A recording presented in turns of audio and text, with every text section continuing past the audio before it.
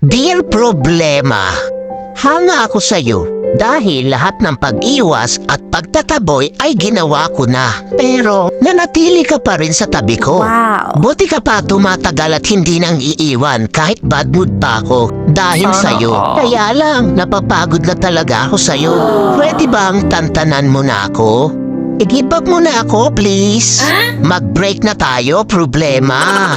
Hindi na kita kayang tagalan. Kaya, iba na lang mahalin mo. Mababaliw na ako kaiisip sa'yo. Pwede, ikaw na lang mag-isip sa akin. Ikaw naman mamroblema sa akin.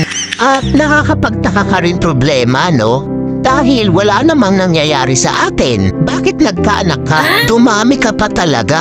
Pwes, hindi akin yan.